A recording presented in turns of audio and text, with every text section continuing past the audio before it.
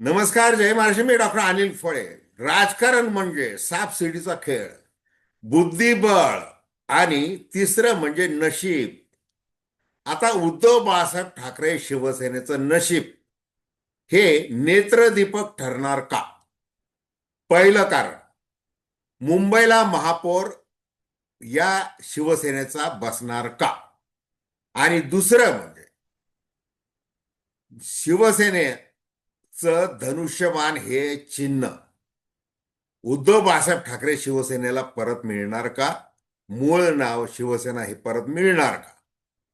हे दोन महत्वाच्या गोष्टी या महिन्यातच ठरतात. आणि मग त्या अर्थाने उद्धव ठाकरे यांना न्यायिक आणि नैसर्गिक न्याय मिळेल का? त्यांचं नशीब त्या अर्थाने काय सांगू पाहणार आहे, याविषयी आपण विश्लेषण करणार आहोत. तेव्हा दर्शकांना विनंती की चॅनल सबस्क्राईब करावं, सबस्क्राईबचं बटन दाबावं आणि आपली प्रतिक्रिया बिनधास्तपणे नोंदवावी. हे बघा, पहिली गोष्ट म्हणजे एकनाथ शिंदे यांना हाताशी धरून बाळासाहेब ठाकरे यांची शिवसेना फोडण्याचं काम हे भारतीय जनता पार्टीच्या लोटस ऑपरेशननी केलं.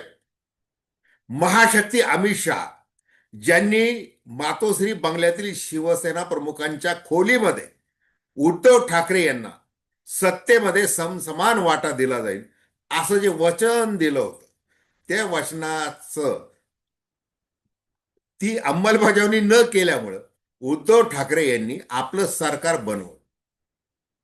मग त्यानंतर 2-2.5 वर्षानंतर एकनाथ शिंदे यांच्या ईर्ष्या, महत्वाकांक्षा आणि ईडी आयटीची भीती हे सगळं एका वेळेला आलं आणि मग ते हेरलं गेलं देवेंद्र फडणवीस यांच्याकडून. मग आम्ही काही संन्याशाची वस्त्रे परिधान केलेली नाही.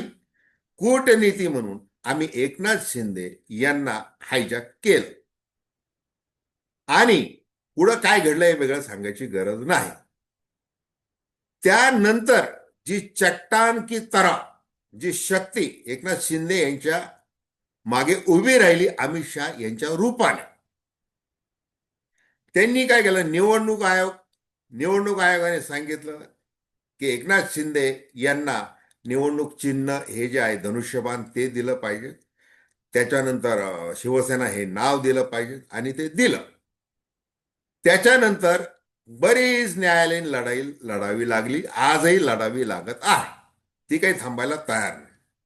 आता 21 जानेवारीला सर्वोच्च न्यायालयाचे मुख्य न्यायमूर्ती सूर्यकांत यांनी मागच्या महिन्यात घोषित केल्याप्रमाणे 21 जानेवारी म्हणजे उद्या अंतिम सुनावणी घेतली जाणार आहे या संदर्भात.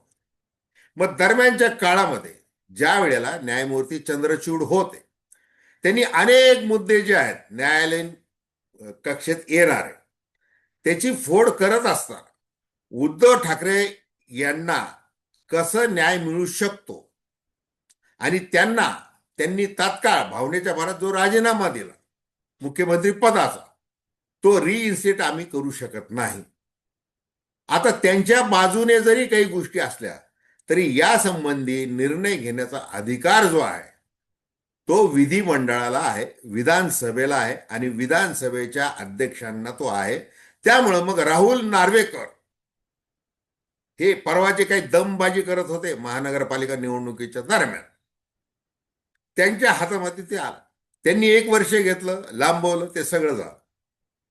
आता सर्वोच्च न्यायालय उद्या काय म्हणणार आहे याविषयी. आता मग पक्षांतर बंदीचा कायदा, ते 10वी अनुसूची, याच्यावर खूप चर्चा झालेली आहे. हे सगळं मान्य करता सर्वोच्च न्यायालय त्या अर्थाने उशिरा का होईल, म्हणजे जस्टिस डिलेड जस्टिस डिनाईड, मग तो आता आता देणार का? धनुष्यमान हे उद्धव ठाकरे यांना परत देणार का? कारण की ते शिवसेना प्रमुखांनी आपल्या देवारात ठेवलं होतं ते धनुष्यबाण, ते उद्धव ठाकरेंना मिळणार. आता आज परिस्थिती काय की ताज लँड्स हॉटेलमध्ये एकनाथ शिंदे यांनी कोणत्या भीतीपोटी त्यांच्या 29 नगरसेवकांना ठेवलेलं की या नगरसेवकांना गद्दारीचा शिक्का पुसायचा आहे आणि त्या विचाराने ते जर मातोश्रीकडे वळाले तर काय करू शकणार आहोत? आणि मग म्हणून भारतीय जनता पार्टीला अशी एक भावनिक अट टाकण्याचा प्रयत्न केला आहे की बघा, आम्ही खरे शिवसेनेचे वारसदार आहोत. शिवसेना प्रमुखांचे विचार आम्ही अंमलात आणतो. आणि 23 जानेवारी 2026 म्हणजे परवा जन्मशताब्दी वर्ष सुरू होत आहे. त्यामुळे आम्हाला 1 वर्ष 2.5 वर्ष काय ते आम्हाला ते महापौर पद तुम्ही द्या, आणि ती मोठी श्रद्धांजली ठरेल शिवसेना प्रमुखांना, असा आग्रह धरलेला आहे. दिल्लीश्वर तो मानणार नाहीत, हा भाग वेगळा. अमित शहा आणि मोदी, आता तो विषय आपण वेगळ्या अर्थाने नंतर बोलणार आहोत. आता मग ज्या शिवसेना प्रमुखांनी नगर पित्यांना नगरसेवक ठरवलं. आता बघा, पूर्वी हे नगरसेवक जो शब्द आहे, हा शब्द शिवसेना प्रमुख बाळासाहेब ठाकरे यांनी महाराष्ट्राला दिलेला आहे. मुंबईला पूर्वी जे हे असे विविध भागातून यायचे प्रतिनिधी निवडून त्यांना नगर पिते असं म्हटलं जायचं. मग ते पिते काय, ते रक्त पित्यासारखं वाटतंय. मग बाळासाहेब ठाकरे म्हणाले की त्यांना सेवक म्हणलं पाहिजे, जनतेचे सेवक. मग शिवसेना प्रमुख बाळासाहेब ठाकरे हे आपल्या नगरसेवक फोन करायचे आणि सांगायचे, बघ तुझ्या वार्डात एवढी एवढी घाण आहे, तुझ्या वार्डामध्ये चोऱ्या झालेल्या आहेत, तुझ्या वार्डातली शाळा बंद पडलेली, असे फोन जायचे. रोज वर्तमानपत्र ते सगळे वाचायचे. आणि मुंबईच्या कोणत्या गल्लीमध्ये काय झालेलं आहे, वसाहतीमध्ये काय झालेलं आहे, कुठं गटार तुंबलेली वगैरे, ते सगळ्या बातम्यांना ते मार्क करायचे आणि थेट फोन करायचे. आणि त्यांनी त्यावेळेला तो मंत्र दिला की 80% समाजकारण आणि 20% राजकारण. आता ताज लँड्स हॉटेलमध्ये काय चाललेलं आहे, किती टक्के सेवा चाललेली आहे, आणि हेतू काय मनामध्ये, सेवेचे हेतू आहे का राजकीय हेतू आहे, ते काही वेगळं सांगायला नको. सत्तेचा सौदा करणे म्हणजेच राजकारण, आणि विचारांची ढाल पुढे करत राहणे आणि ती कशी बरोबर आहे सांगत राहणे, असं ते सगळं चाललं. मग आता त्या अर्थाने सर्वोच्च न्यायालय हे काय करेल याकडं आपल्या सगळ्यांचं लक्ष आहे. आता दुसरं, मुंबईचा महापौर ही जी काही लढाई आपण गेल्या महिनाभरात 15 दिवसांमध्ये जी पाहिलेली आहे की मराठीचा मुद्दा, प्रादेशिक अस्मिता, शिवसेना नाव, हिंदुत्व आणि महाराष्ट्र या भोवती फिरलेली निवडणूक, ठाकरे बंधूंना मराठी माणसाने न्याय दिलेला आहे. आता अंकगणित जर पाहिलं तर काही आपलं बहुमत ज्याला म्हणतात, ते साधं बहुमत ते सिद्ध करायला कमी संख्या आहे. परंतु महानगरपालिकेमध्ये सभागृहामध्ये ज्या वेळेला जितके नगरसेवक असतील त्याच्यातून एक प्रतिनिधी निवडायचा असतो, आणि त्याविषयी आपण चर्चा केलेली आहे. 114च पाहिजे असं नाही, जेवढे उपस्थित आहेत तिथे त्या उपस्थितांमधून तो निवडला जातो. तुम्ही काल केलेला व्हिडिओ अलीकडचा तो नक्की बघा, त्याच्यामध्ये पूर्ण तांत्रिक माहिती आपण चर्चेला घेतली होती. तर आता आता असं आहे की आरक्षण म्हणजे 22 तारखेला म्हणजे परवा सकाळी 11 वाजता मंत्रालयामध्ये नगरविकास खात्यामध्ये एक बरणी ठेवली जाईल. त्या बरणीमध्ये एक छोटा मुलगा म्हणा, कुणीतरी निष्पाप ज्याला, तर त्याच्या हातून ती चिठ्ठ्या काढल्या जातील. मग आरक्षण ठरेल की कोणाला द्यायचे. आता आरक्षणाचे जो काही तांत्रिक कायदा जो आहे तो काय सांगतोय की आरक्षण महापौर पदाचं हे रोटेशन पद्धतीने दिलं पाहिजे, चक्राकार पद्धतीने. म्हणजे SC ST OBC महिला हे जे काही आरक्षण आहे ते रोटेशन पद्धतीने द्यायचं, आणि मग खुला वर्ग, अशा पद्धतीने ते चाललं पाहिजे. आता अलीकडच्या काळामध्ये किशोरीताई पेडणेकर या महापौर राहिलेल्या खुल्या वर्गात. मग आता त्या अर्थाने मग काय होणार आहे, आता आरक्षणासाठी 4 चिठ्ठ्या टाकल्या जातील. SC साठी टाकली जाईल, त्याच्यानंतर शेड्यूल ट्राईब ST साठी टाकली जाईल, OBC साठी टाकली जाईल. मग त्याच्यामध्ये आज जर विचार केला तर ST शेड्यूल ट्राईब मध्ये उद्धव बाळासाहेब ठाकरे शिवसेनेचे 2 नगरसेवक निवडून आलेले आहेत. एक आहेत जितेंद्र वाळवी आणि प्रियदर्शनी ठाकरे, हे 2 नगरसेवक. म्हणजे वॉर्ड क्रमांक 23 मधले जितेंद्र वाळवी आणि वॉर्ड क्रमांक 121 मधल्या प्रियदर्शनी ठाकरे हे. मग महायुतीमध्ये काय परिस्थिती आहे?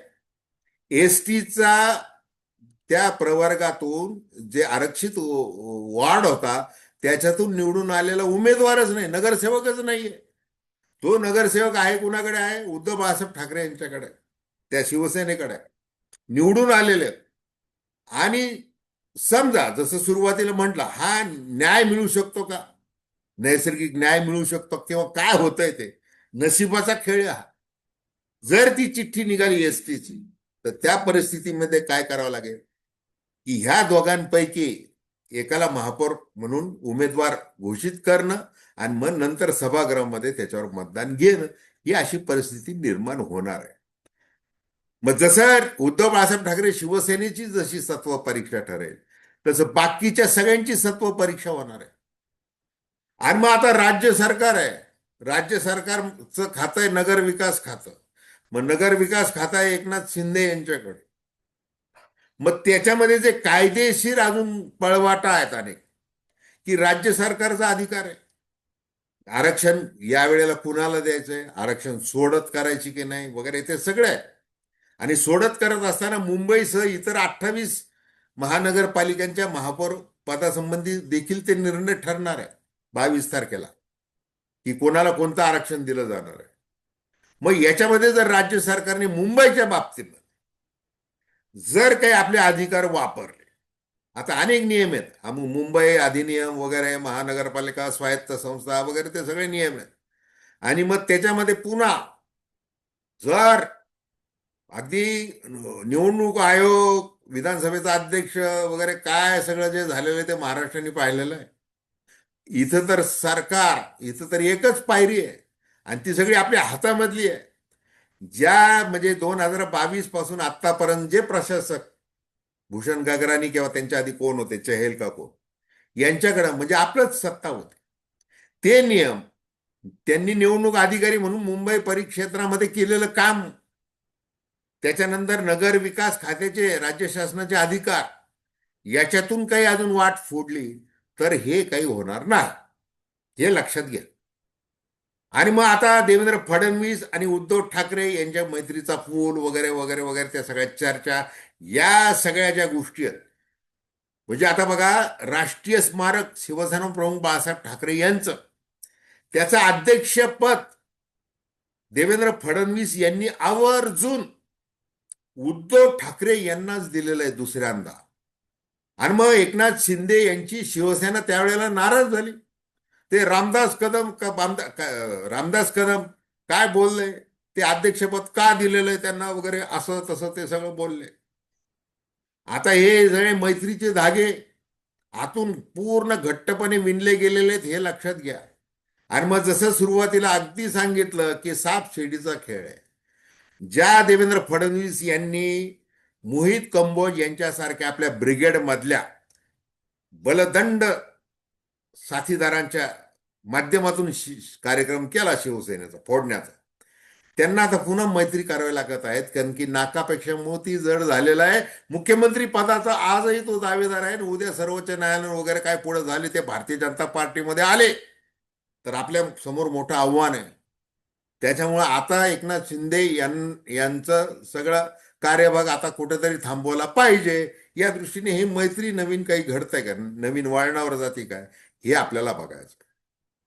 तर आता बघा की आता 23 जानेवारी शिवसेना प्रमुखांची जयंती, त्याच्यानं सर्वोच्च न्यायालयाचा निकाल, आणि मग कोण गद्दार आणि कोण काय याची पुन्हा तितक्याच तीव्रतेने सुरू झालेली चर्चा, याच्यामध्ये उद्धव बाळासाहेब ठाकरे शिवसेनेचं नेमकं काय होणार आहे, न्यायिक पद्धतीने, नैसर्गिक पद्धतीने काय होणार आहे आणि नशीब म्हणून काय होणार आहे, हे आपल्याला लवकरच कळेल. तर धन्यवाद. हा व्हिडिओ आपल्याला आवडला असेल अवश्य शेअर करा, सबस्क्राईब करा आणि आपली प्रतिक्रिया बिनधास्तपणे नोंदवा. धन्यवाद.